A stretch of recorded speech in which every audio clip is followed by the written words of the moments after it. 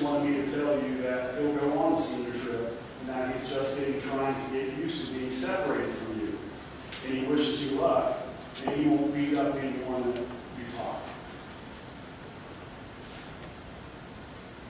Ultimately, the first several days of the senior trip seemed to go fairly well. There were some arguments, but nothing totally unexpected. Hindsight's 20/20, of course, Your Honor.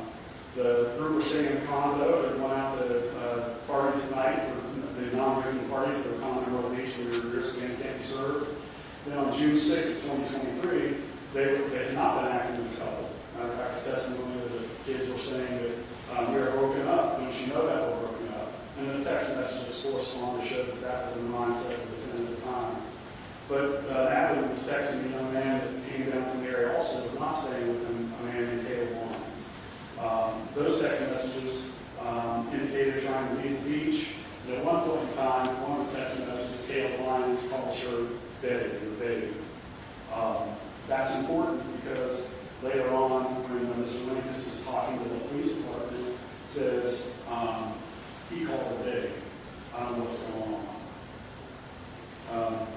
Finally, the night in question on June 6th, the group had tried to go to the House of Blues, what was going to call a phone party, which is folks that are underage who get in the House of Blues and hang out. You said a phone party? It's called a phone party, which basically I found out I didn't know it was judge, but like foam? like spray foam inside there. Apparently it's flashing lights and foam and things like that.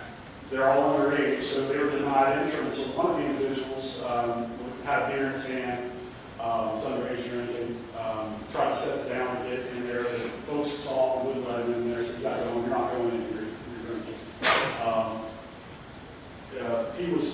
They were told he had to go back to the condo. They got Ubers, and so Dakota Hall, Blake Linkous, and Natalie Martin left the House of Blues to go back to their house, or to go back to the condominium they were staying in. They got back there roughly 9:46 or so.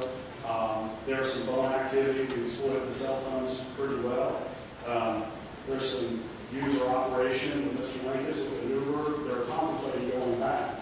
But at the same time that was happening, Natalie Martin was looking at her phone and texting Caleb Lyons, who's at the House of Blues, and had asked Natalie to come back to the House of Blues, come back where you were.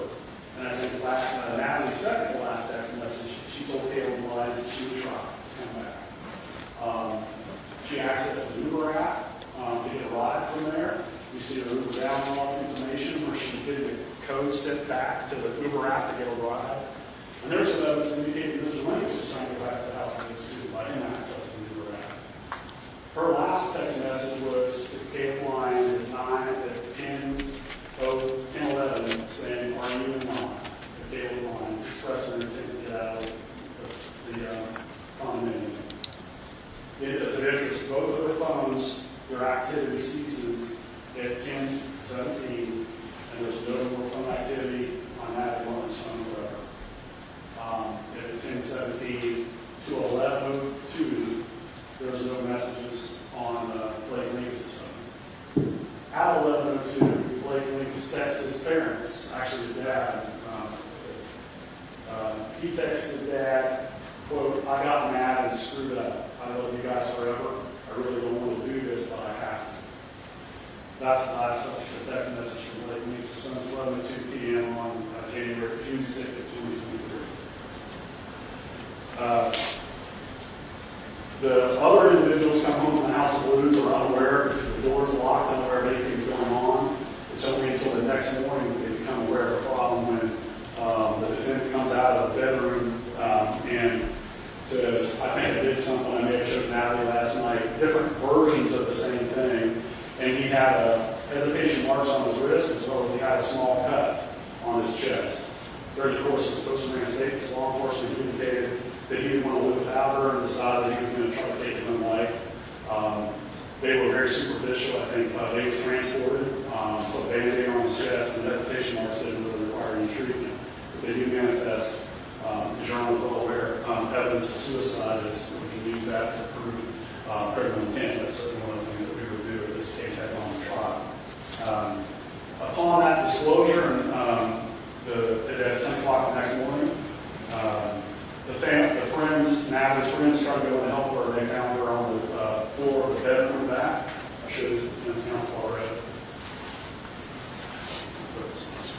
That's the scene that they found when they get into the bedroom. Of interest, she's wearing the same clothes she was wearing in the House of Blues. That's kind of outfits and stuff. By that time, EMS, when they arrived, obviously 911 calls go out of some interest, and Mr. Linkous didn't call 911. The kids called 911 to try to help her. She was very obviously in a condition that was beyond help at that time. The forensic indicators that she had passed on hours prior. Of other interest, law enforcement interviewed Mr. Linkous as he had been transported to the hospital because of the suicide attempt. He gives about an hour and 4-minute statement. Through that hour and 4-minute statement, he initially says, "I don't recall anything. I can't remember what happened. I must have done something because no one else was around to have done something." I kind of engaged in a little bit of progressive truth telling. I don't know anything and start to know something. But the first statement is not terribly compelling. He was Brandeis twice in the first statement. The second statement is in the Anna Brown building, post-Miranda statement, where it's much more forthright. In that second statement, he talks about putting his hand on her neck, 1 and 2, strangling her until she fell off the bed. And then rolling over movie sleep without rendering any comment. He also acknowledges that she was texting another dude, and she called him daddy. And I don't know why now he's not even into him that much. I don't know why he would do that. That's the relevance of prior text messages when the only basis is this controlling, unrealistic jealousy, when it made it pretty clear to Natalie through her text messages that she was prepared to have this thing over. So I don't know. That's the basic fact we present. We had a lot of other aggravation, I guess, from the family speak. So I don't want to. I just want the basic facts of what's alleged to have taken place so that he can agree or disagree. Yeah. Sir, do you agree or disagree with the facts? Yes, ma'am. Agree or disagree? Agree. Feel anything needs to be changed or added to the facts? No. Are you pleading guilty, sir, because you're guilty? Yes, ma'am. Do you understand you're entitled to a jury trial?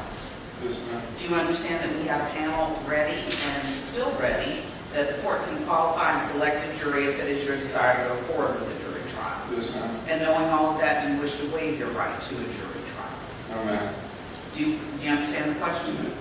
Do you want a jury trial or do you not want a jury I trial? do not want to hear you. Okay, so do you waive your right to a jury trial? Yes, ma'am. Are there any deals the court has not been told about? No, ma'am. Have you been satisfied with your attorney? Yes, ma'am. Has he done everything you've asked or expected? Yes, ma'am. Any complaints about his services? No, ma'am. Has anyone promised you anything to plead guilty? No, ma'am.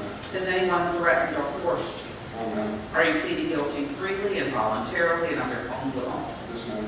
Have you understood my questions? Yes, ma'am. Do you need to ask any questions? No, ma'am. Have you been truthful? Yes, ma'am. Do you understand that you have the right to appeal this guilty plea and sentence? Yes, ma'am. Do you understand you have to do that in writing within 10 days of today? Yes, ma'am. Do you understand that if you cannot afford an attorney for that process, that one will be appointed to you at no cost? Yes, ma'am. I find there's a substantial factual basis for the plea that the defendant has entered the plea freely, voluntarily, knowingly, and intelligently, with the advice and assistance of counsel that he's indicated to the court is satisfied, and the court qualifies the plea. Anything further from the state? Yes, Your Honor. So it specifically relates to, I guess, what's called aggravation. And the reason I say that is because this is a odd situation where we're dealing with a no reckoning. It's a 30-year. The South Carolina State Legislature has under their discretion given Your Honor wide discretion to matter from 30 years to life in prison without the possibility of parole. And we just asked to be heard just a little on that. Procedurally, Mr. Linkous was granted bond after this thing came back and has been out of jail on the electronic monitor since this happened. We had an arraignment hearing at the time, had a lot of conversation with the family. So what was the date of arrest when you say since that time? Yes, so his date of arrest was, I think the warrants were signed 2 days later, so it was June 8th, 2023. And then when did he have his initial bond hearing? His initial bond hearing was June 29th. So Because he it was held before the circuit. he waived the one where the magistrate did not say. Yeah, we have here, we just have a basic appearance and then, Yeah, which is the normal way. So then he had a bond hearing in the circuit court on June 29th of 2023. that's correct. And what happened at that bond? Judge Tommy Cooper set a $50,000 bond on him with some conditions, including electronic monitoring, and to have a like health assessment or a mental health assessment because of suicide attempts, custody of the parents.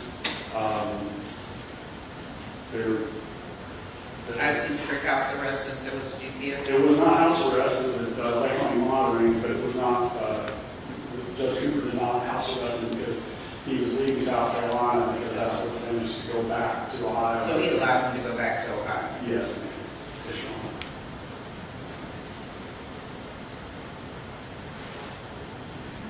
So procedurally speaking, I guess initially, I think Your Honor asked this earlier, but initially we had an arraignment on him in August. We were going to try to get this thing to trial or get it resolved in August. I think at that time we did. August of 2023? Or what year? August of 2024. Okay. Yes. And we brought the family down. It was our understanding that Mr. Linkous may have pled guilty at that time. And at that time we offered him cap 40 years to argue down, or if you wanted a specific number, we offered 35 years negotiated sentence. At that time, the defendant declined to accept that offer, and then we had went to set this trial, of murder trials as soon as possible we can. We worked out with the parties to try to figure out when we could do that, and March 3rd was the most appropriate time we could get this scheduled to trial. I just say that as it relates to the acceptance of responsibility. Obviously, it goes without saying, the fact that the criminal defendant standing before the court and asked for mercy, not lost on any of the parties here, but a step in the right direction that is to accept responsibility, but not a lot of assurances. And we certainly understand that that's appropriate. But it's also important that the court sentence him based on the individual facts and circumstances of the individual case, given the fact that he has accepted responsibility. It has been a difficult time for this family. I'll speak for them for a second, given the fact that Mr. Linkous was out on bond. He had been out in the community for this entire time. Very difficult for them to understand how someone could admit to putting their hands on their daughter or family and killing them, and he's around the community. It's been a very difficult experience for them, to say the least. And then for them to come down in August and think this thing was behind them and not accept responsibility then to go in. So when I talked to them about the fact that accepting responsibility is an important part, they're slightly incredulous about really accepting responsibility. They kind of been here before and that didn't really happen. So I guess it would be unusual, you would agree, that somebody would plead that arraignment. 100%. I think it could prove problematic for his lawyer to do it that quickly. Absolutely. Without having, without me going into minutia, I think Absolutely. that would be problematic. So what changed from the cap of 40 years to the negotiated plea of 30 years? And I guess maybe nothing has changed because I haven't heard what you're requesting before. No, so it was a cap of 40 or a negotiated 35. One of the biggest problems I know we hear from Jesse Martin is the victim's father, who's been through a lot through this process and would like to address the court at the appropriate time. There's always a difficult time with this case because of the extraordinary violation of trust that were going on. We never thought that the mandatory minimum sentence was appropriate. And what we foresaw happening in the trial of this case was that joined with the issues of whether voluntary manslaughter would come in, whether or not there would be of court for Your Honor to be aware of. I think during the course of these almost 2 hours of statements, about 14 to 15 times, Mr. Linkous was directly asked, did she do anything? Did she hit you? Were you arguing? What was going on? And that directly on 15 times, he said no. I anticipate if there's litigation issues and stuff that I'm not privy to with those litigations, and I think it was manifested through the counsel's pre-trial brief, which indicated that there was an allegation of assaultive behavior running up to the killing that may give a chance of mitigating it or not, mitigating not voluntary manslaughter. Obviously, I'm not privy to the decision-making process and how strong that would have been, but I do believe that would have been an aggressive trial.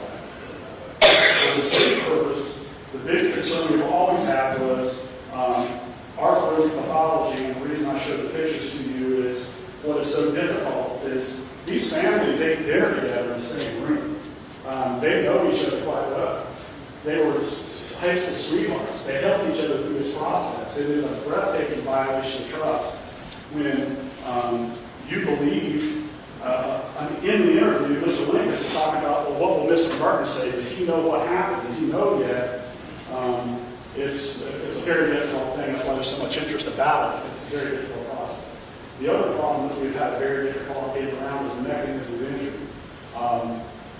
When in preparation for trial, I talked to Ellen Reeder, who's our forensic pathologist, and testified to it. And she said, when I brought up, I need you to testify about the autopsy in this matter, the first thing she told me was, oh, I remember that.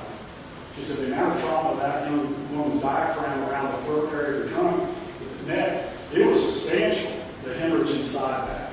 And she would testify to that. And now is not necessarily the time to lay a forensic pathologist testimony out from the court. Well, I think based on the breadth of this court's experience, that manual strangulation takes an inordinate amount of force, and I don't think I need the forensic pathologist, although I have a great deal of respect for Dr. Reimer. She's from MUSC. I hear her testimony along with the other forensic pathologists a lot. It could prove corroborative, but I really don't. I think I can imagine how violent manual strangulation is and the amount of force it would take to accomplish that. Her full quote, the best way I can summarize it for the court for the purpose of sentencing proceedings, is she said, I remember this. She said, Scott, that's a very, very intentional act with a substantial amount of force over a prolonged period of time.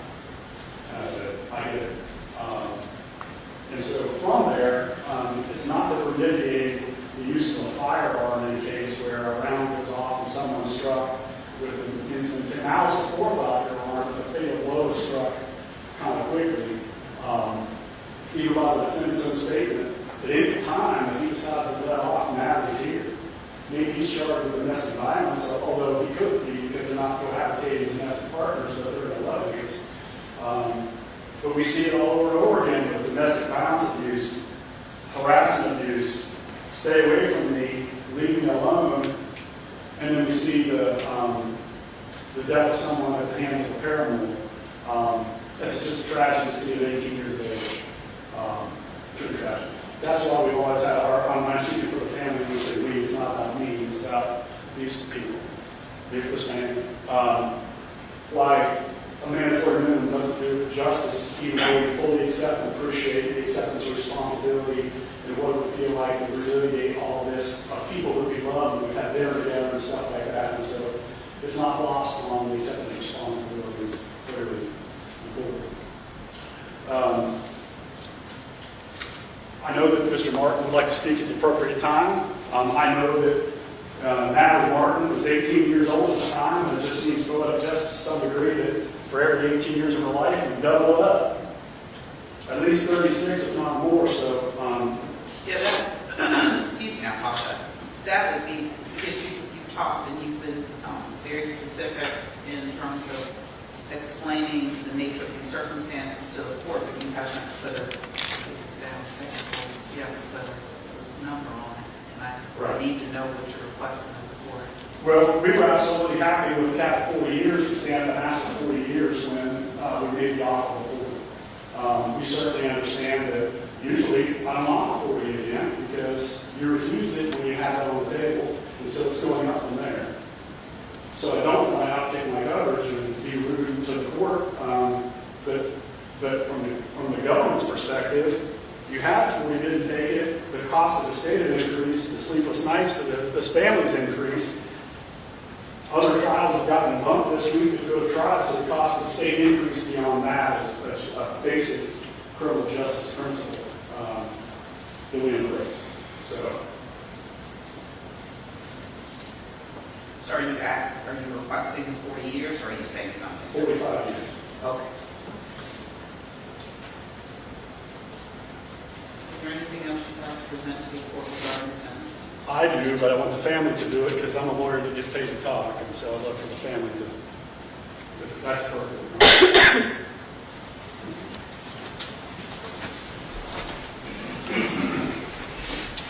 Sir, if you would tell us your name for the record. Good afternoon, Your Good Honor. afternoon. My name is Justin Martin.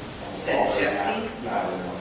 You said Jesse? Jesse, yes If ma'am. you could spell that for the board. Jesse. And you, sir, you may proceed.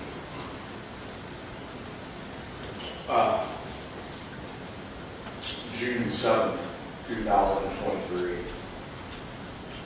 You know, we get a call, but we don't know where Nat is at. Nobody knows what's happened to her. We can't get a hold of her. We can't get a hold of any of her friends.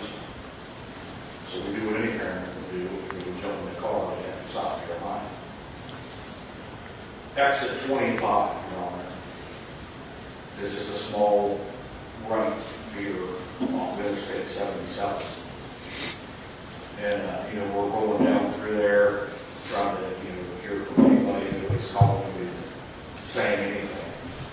And then right there, exit 25 is where Conway, South Carolina, comes up on Natalie's mother's phone. So immediately, you know, I'm feeling a little bit of relief, like, you know, did she get arrested? Did they find her? Is she okay? Well, at exit 25, Your Honor, that's where we pull over alongside the interstate there. And that's where the gentleman, I don't recall his title, but he was with the Horry County Coroner's Office. You know, he made us aware that he had Natalie, and, you know, she was gone for manual strangulation. So, you know, that's what we did out of the car, and we landed on the side of the road. We walk around. We realized we're not going to see our little girl again.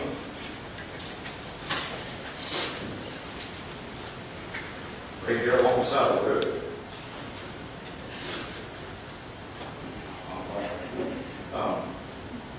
You know, that's that.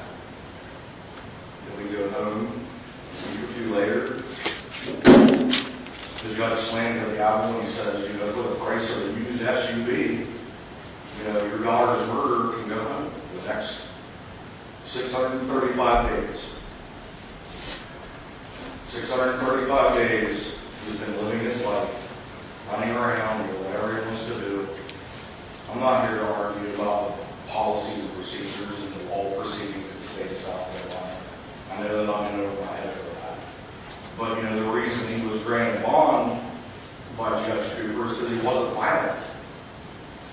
I think my daughter would beg to differ of whether he was violent.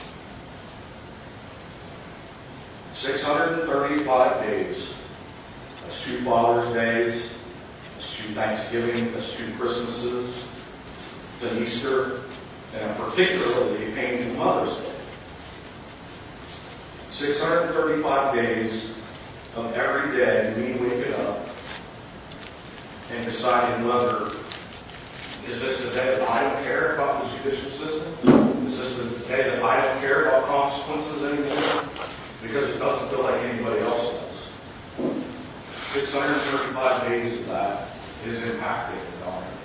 It's impacting on your own mental health, your own state of mind, trying to go to work every day, you know, trying to live your life, trying to be happy about simple things, while your daughter's murderer is eating his mother's food at home, laying his head on his pillow.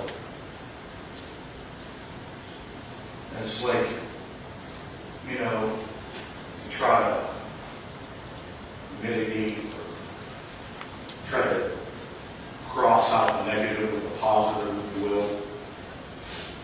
And, you know, in my mind, I got a slideshow, if you will, that I play of just time with my daughter.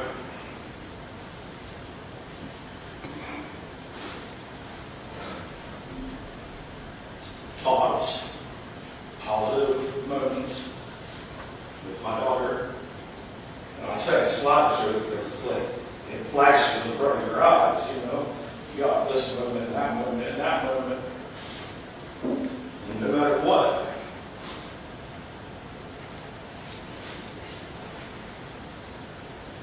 the beginning or the end of that slideshow, Your Honor, is when I last saw her. That was in her coffin. She looked beautiful as always.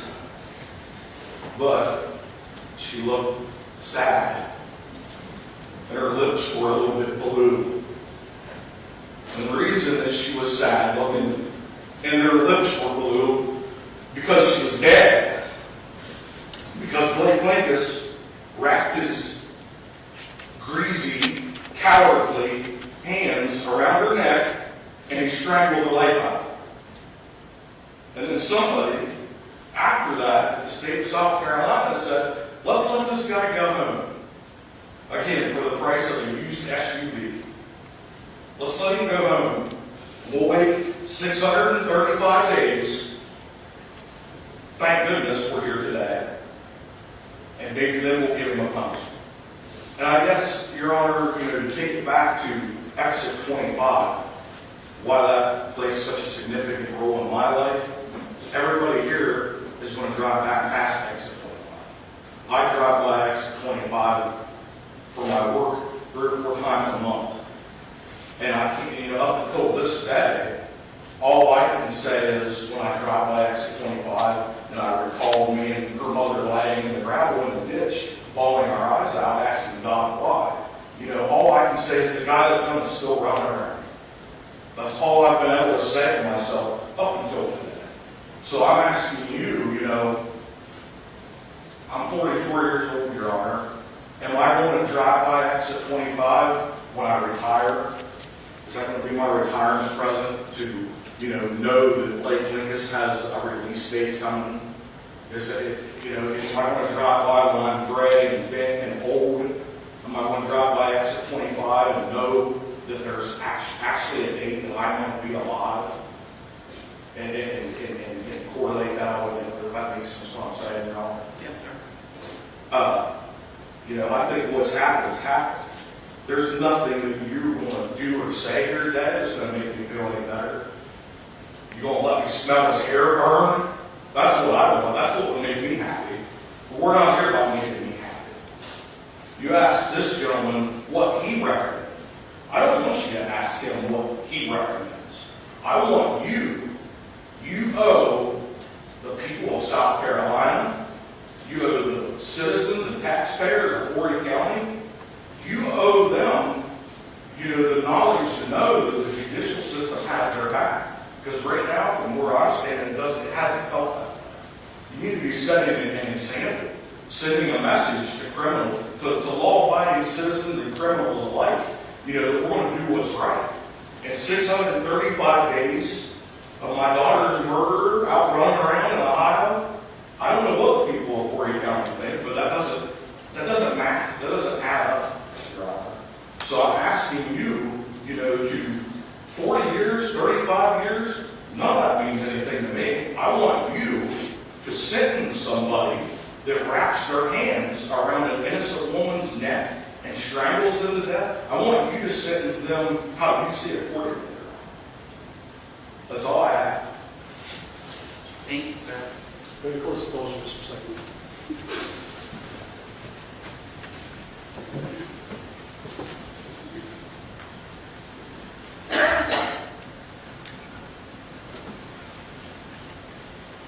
Now, this is Brooklyn Farrell. This is still Natalie Martin's best friend. She was trying to come down and see her trip, but couldn't. So good or bad, she's not here. And I checked her over the telephone. She's been kind of asked by the other folks that were there to kind of speak on behalf of all the performance outside of her. I need to make sure that there is no exception to her speaking on behalf of the victim in this case. You do not. You may proceed. Tell us your name for the record. Brooklyn Farrell. And if you could spell your last name for the benefit of the court reporter. It's Ferrell. Thank you. You may proceed. Dear Natalie, today is Monday, March 3rd, 2025. It has been 635 days since I've heard your voice. I am currently sitting in a courtroom begging for your justice. The weather today has a bitterness of cold still lingering from the second winter season without you. Soon I will be hunting turkeys with your dad flowers on your grave with your mom, which were all things you loved to do. Your mom has become my best friend. I see you in her every day. From her laugh to her strength, she reminds me of you. I often wonder what could have been, you and I. But you see, my fate is up to me, but your fate was up to a set of hands wrapped around your neck. Our 12-year friendship was stripped away by the bare hands of someone else 635 days ago.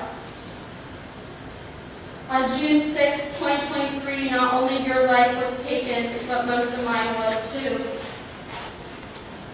That day will forever be embedded into my brain.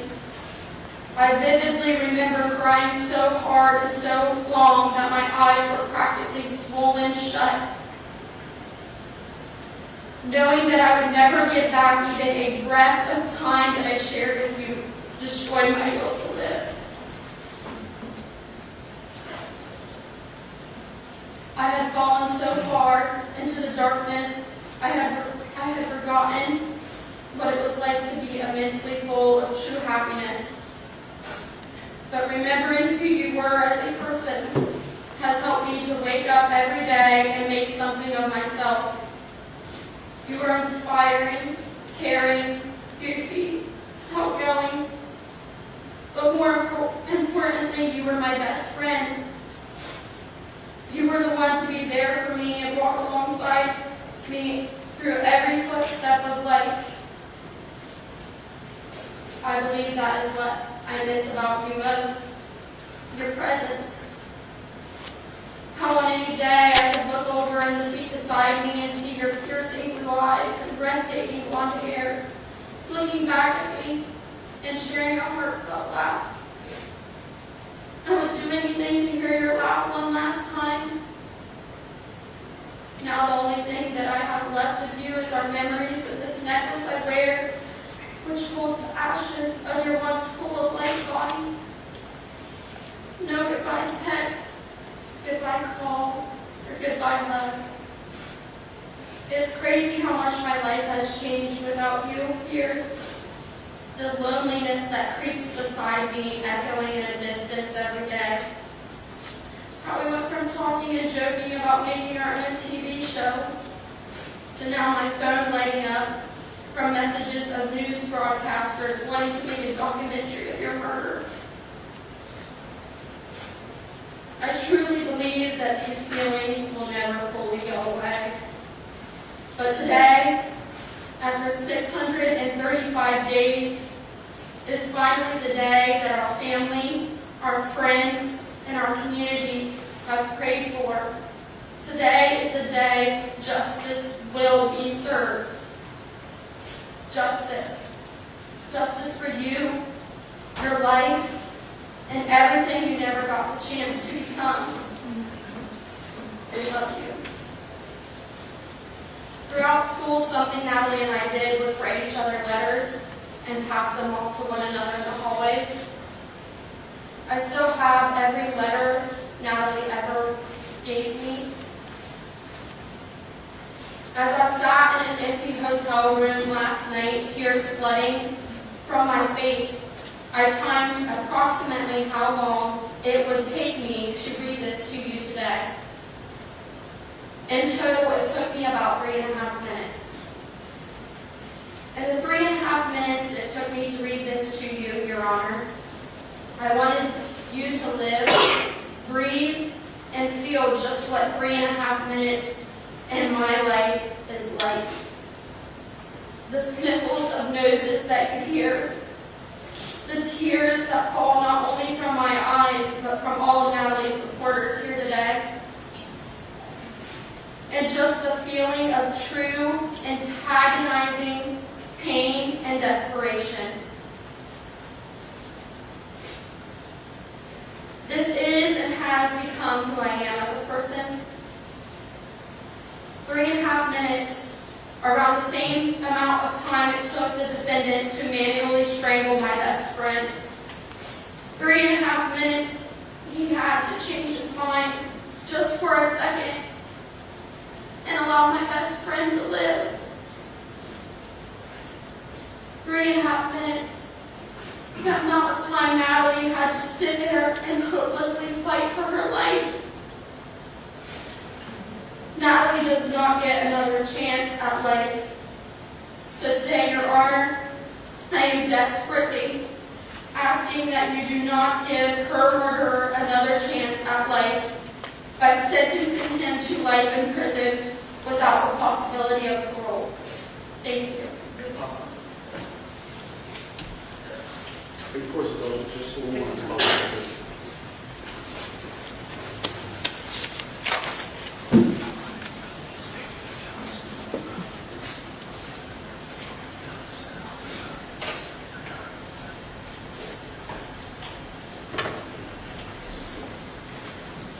That's all I got, Your Honor. Thank you. You're welcome. Ms. Humphries? Mr. Court. Yes, sir. From the first moment that I had an opportunity to sit across the desk from Lake Linkous, he told me, and this is a direct quote, that he had killed his best friend and he would accept any punishment anybody decided was appropriate for him. That's the way our relationship started. I've been doing this a long time.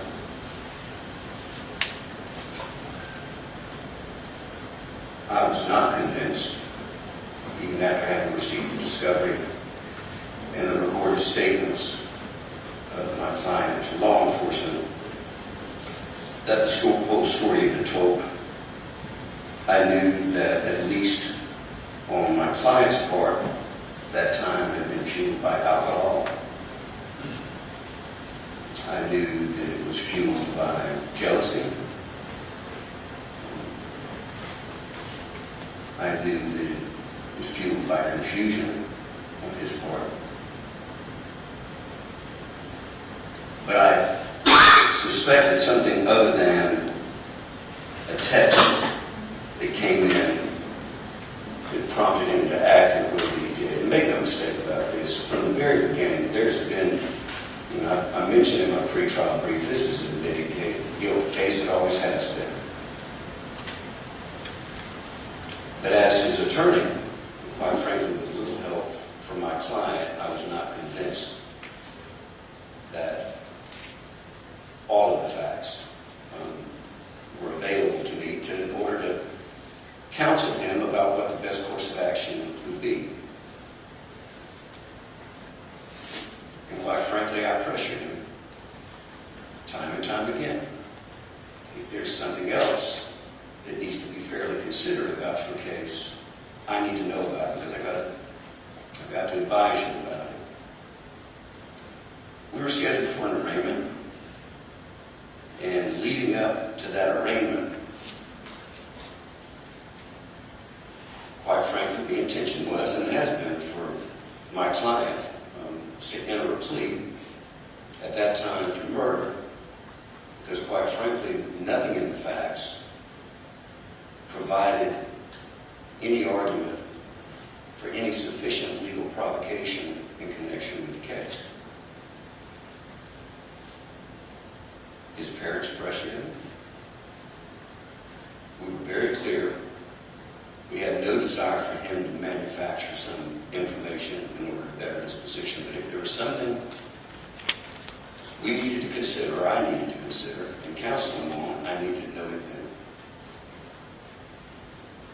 That's when he advised me of something I believe, had it been credible to a jury, certainly if it had been credible to the court, it would have resulted in at least a jury charge for voluntary manslaughter.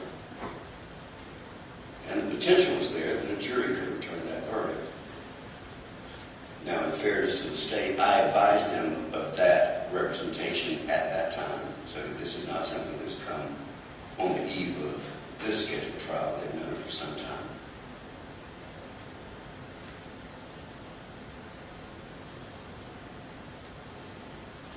Based on that, we declined the offer, and quite frankly, we pled that day, we declined the offer of negotiated 35 or a cap of 40. And we began to prepare for trial. I knew from that moment, literally until this weekend, that my client was reticent to go to trial. In fact, I think he felt as though he had to, based on members of his family's position who want the best for him. We met Saturday. I discussed at length, in great detail, the logistics of a trial, what it would look like, what it would mean to his family, what it would mean to Natalie's family. And after about 3 hours together, he looked at me and he said, "I don't want to do this."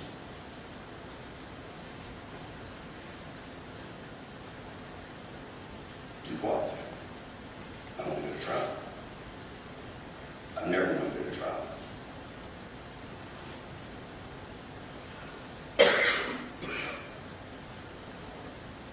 I was aware of his reluctance, but at that point, it became clear to me that any decision other than pleading guilty as charged would not be his decision. It would be a combination of others' decisions for him. We talked at great length about what that means.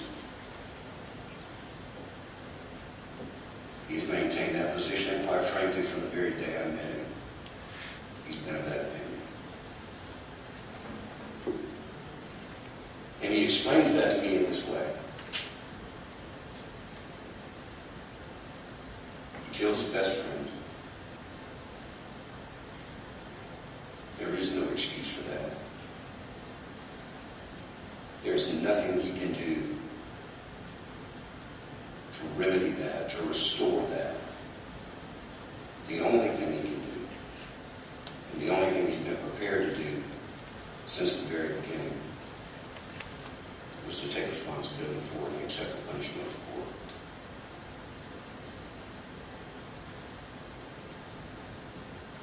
He is now 20 years old. Your Honor asked him if he had been working. He has not. Quite frankly, that's been on my advice. His GPS monitoring has, as a practical matter, been house arrest for that period of time.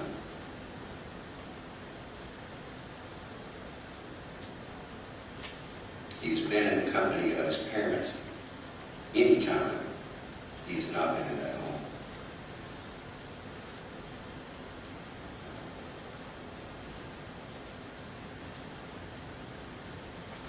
He has no prior record.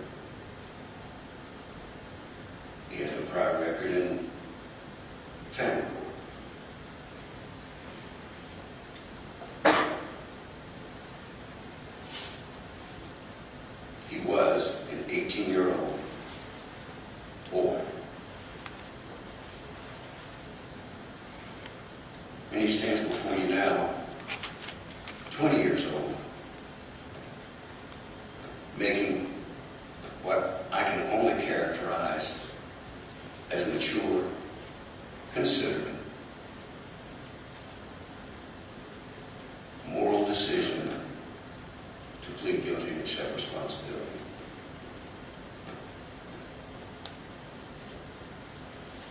There is a range in this case. It's there for a reason. Your Honor knows, and you've been on the bench a long time.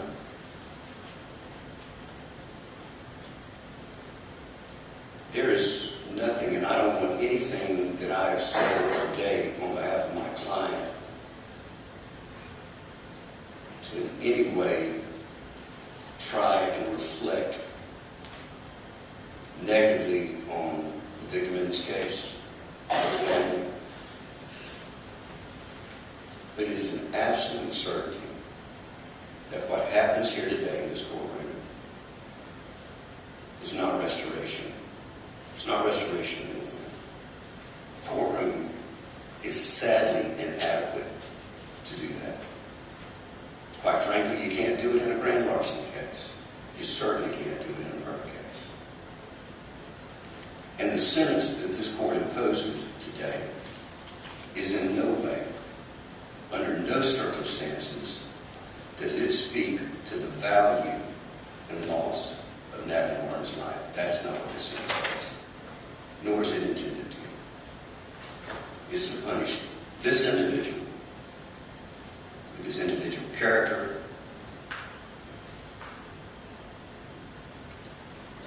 his life experience, his age, in the context of this horrific crime, is to punish him, and is to send a message, as all sentences do, to this community. That's what we're trying to achieve here today.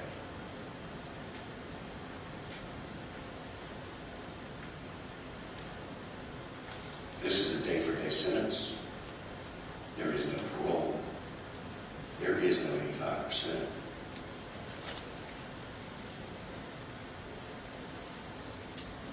There's a reason why this legislature, in the case of murder, has given you a range of 30 years to natural life. There is that case. Under that sentencing structure, it calls for a 30-year sentence.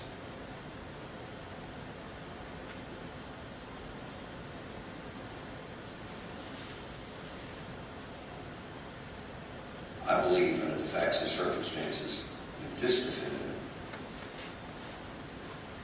in this context, at his age, his lack of prior criminal history, the influence of alcohol,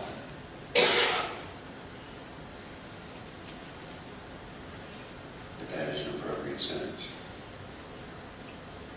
I have a number of letters in support. If I can approach the court, I've given them to the state and I can review them. The first letter is from his father. I do need to recognize that his father, his mother, and his sister are present.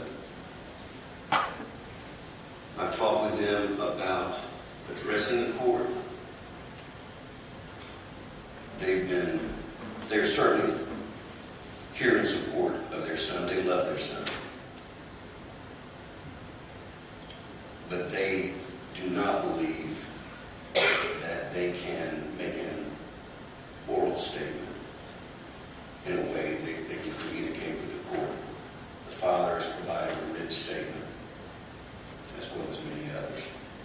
I'll give Your Honor an opportunity to read those. Do you want these made part of the record, or are you giving these to me just for my benefit? For your, yes. Are these your only copies? Those are, I know, ma'am, they are not. And I have no problem with making them part of the record. If you need to hand it to the clerk, I'll be glad to. It's up to you. I just didn't know if you wanted to have That's it. fine. If they can do that appropriately, I think. Make it. I'll read them. Thank you. So other than from Linkous himself, there'll be no others that speak on the record in his behalf. It's, I can tell you this. I have, without question, seen genuine remorse, genuine anguish, both from Blake and his family. And they love Natalie as well. Personally,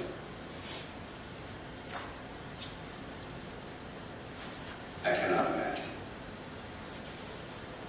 I can't imagine that loss. It is my daughter's birthday today. I cannot imagine.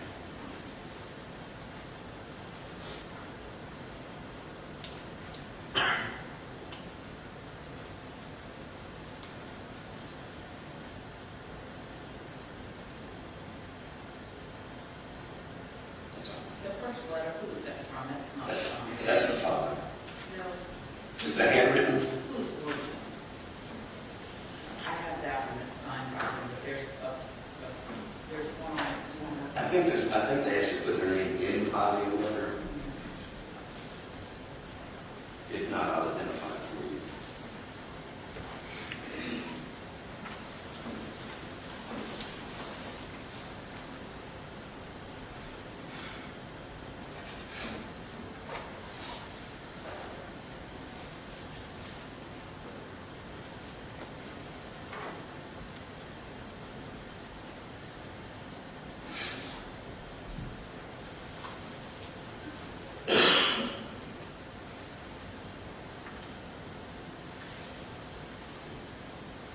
Yeah, I don't have a name on it. I'll let You want to look at it real quick?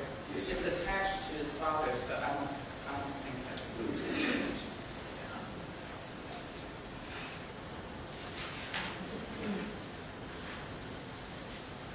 Is this your boy letters? It's all you.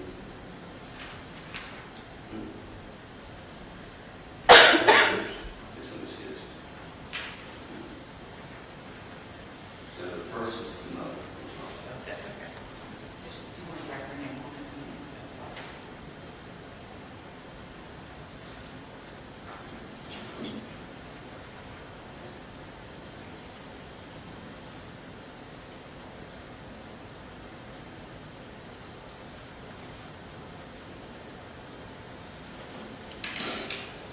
Sorry. It's okay. I thought that was the father's. No worries about that.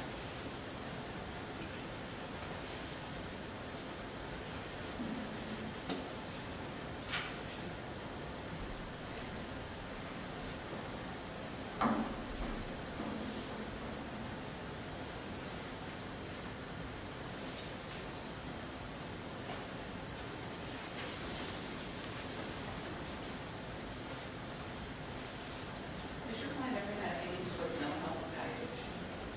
No, no.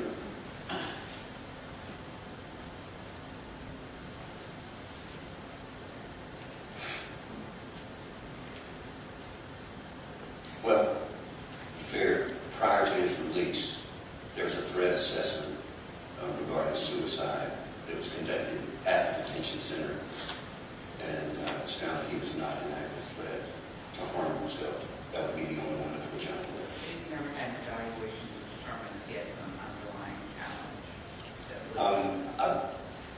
I believe he's been diagnosed with, he's on the spectrum. And so I refer to that as an educational assessment.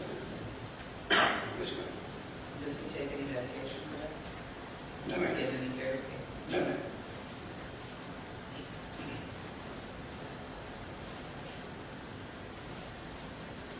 But he doesn't have to have an IEP as a result of being on the spectrum, or does he? There's no line. No. No, ma'am.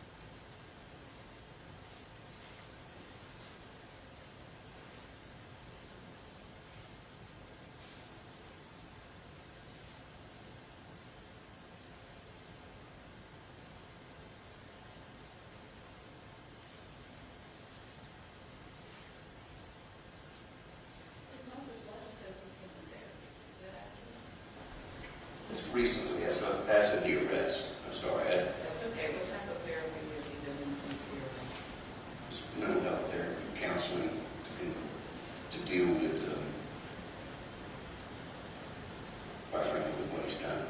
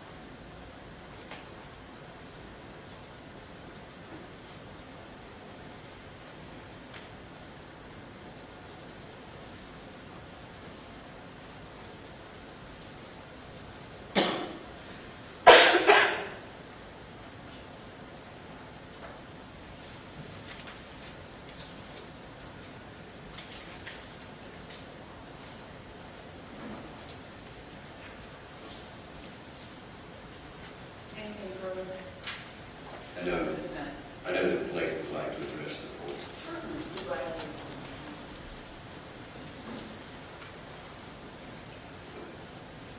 I was never trying to run away from this tragedy. She's the love of my life. I swore to protect her and I failed.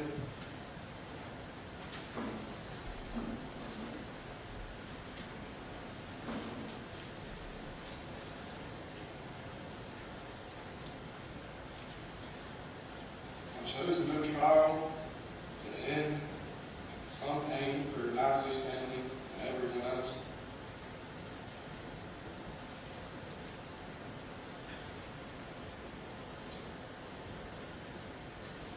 That's it, Your Honor. Anything further, Mr. Marcus? Except to say this, I'm aware that in many of those letters of support there were requests for mercy. I was fully confident that you would never hear one of those from Blake. That is a request for mercy. Anything further, Mr.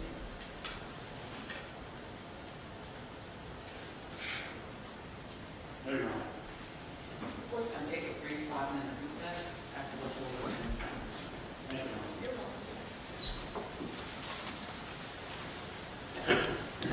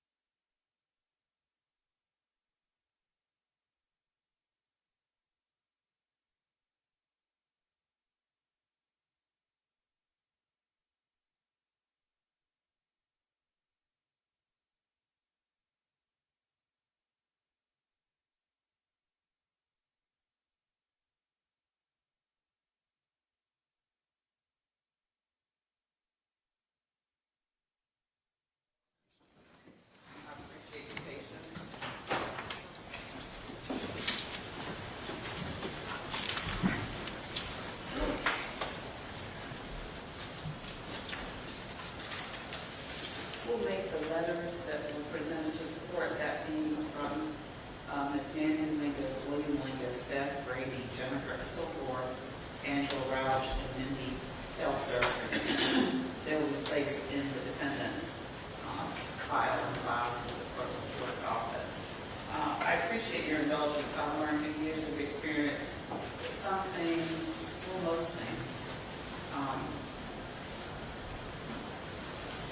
when they require thought, that it's prudent to take the time to reflect and to do that. So again, I appreciate your indulgence in allowing the court to take some time to reflect on the facts and circumstances of this case. Without going into a great deal of minutia, prior to the solicitor indicating or making reference to Dr. Reimer's report, and just in preparation for this case, I already knew that it took a great amount of force to resolve it. It's nothing like, I think sometimes when people think about the facts and circumstances of criminal cases, they reflect on what they see on television, and I think we all know that what we see in real life is far more gruesome than that. And I already knew that for someone's life to end as a result of manual strangulation, just the amount of force that would be required was just gruesome. I don't know any other way, or any way to sort of say it. However, the court has weighed many factors, one of which is the particularly aggravated circumstance of what took place and what happened to Ms. Martin. The court also has to balance in that equation the defendant's youth, his inexperience, his lack of record, the fact that he was on the spectrum, which we all know affects the ability to report one's behavior in terms of anger, explosive type anger, actually, as well as certain boundaries. And then when you compound that with the use of alcohol that admittedly was present during this incident, and then also compounding that with age and inexperience, the court needs to weigh all of that. But I think a 30-year sentence under these circumstances, and while the court understands that as a result of this incident, not only was Ms. Martin's life lost, but in essence, Mr. Linkous' life, for all intents and purposes, was lost as well as just the sheer agony of the victim's family, and now the aftermath that Mr. Linkous' family must also face in light of the fact that their child took the life of someone that they knew, and probably considered as well a part of their family based on the letters that were presented to the court. And under those circumstances, the minimum certainly would not be appropriate. However, I do think that the state has requested is more than appropriate under the circumstances, and serving will be sentenced to the State Department of Corrections for a period of 45 years. You'll get credit pursuant to 1340, which will be calculated by the Department of Corrections. Thank you very much. Thank you. You're welcome.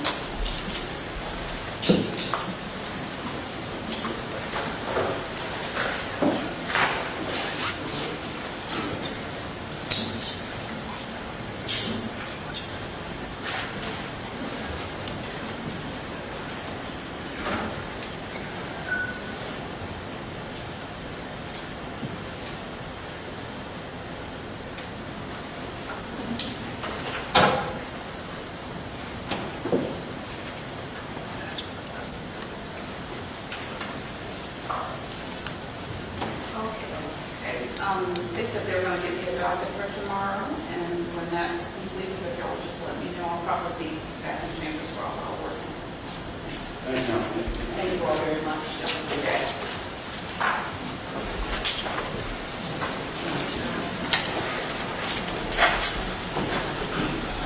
Do you